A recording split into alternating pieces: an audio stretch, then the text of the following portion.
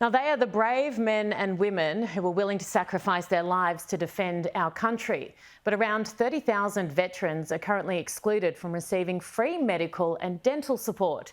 Nasho Fair Go is appealing to the federal government to fix this. Their president, Geoff Parkes, joins me now. Geoff, thank you so much. Explain to us exactly who's been left out. Hi, Erin, and thanks for having me on. Yeah, we are the remnants of the 48,000 men that were called up between 1965 and 72 who didn't go to Vietnam. Some of us went to Malaya, some went to Borneo, some went to PNG, and the rest of us in Australia. But irrespective of where we served, we've got no benefits whatsoever. And some of our members were actually shot at. Well, that's just, unless you're, according to the way Australian Defence Force, Department of Defence categorises these things, unless you actually served in a war zone, you don't qualify for these benefits, free dental and medical. Can you give me a couple of examples of some of the soldiers who have been forgotten here, what they've done or what they faced? Well, our organiser in Queensland, Graham Parler, was in Malaysia. He was set upon on a patrol, several times harassed by guerrillas. He now just totally melts down every time he's anywhere near fireworks, any loud explosion, backfire of a car, anything like that. Loud noises, he just completely loses it. It's just, yeah, and he's one of many in the same category. Yeah, Geoff, what I'd say to that is, I mean, we look at the horrific chopper accident that we had just a couple of months ago.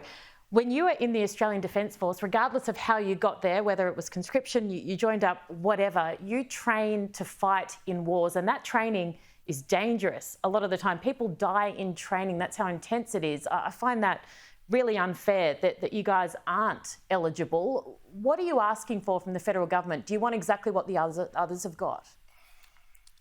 Well, the guys who went to Vietnam, when they turn 70, they get to qualify for the Veteran Gold Card, which gives them free medical and dental. Maybe that's a step too far, or we've asked for that, but we think that we deserve something more than just every other veteran who's any other bloke, because we were forced into the army under the threat of imprisonment. We were only 7% of the guys that turned 20 over those years, so 13 out of every 14 guys went on with their life as if nothing had happened. We were the mugs that got sent off. When we came back, our lives were changed. Whether we suffered during our service or not, when we got out, a lot of our lives were completely ruined. And so we're asking for medical and dental benefits of some sort, some compensation that puts us above the other returned servicemen, because as I say, we're the only men in Australia's history that have been forced into full-time military service during peacetime.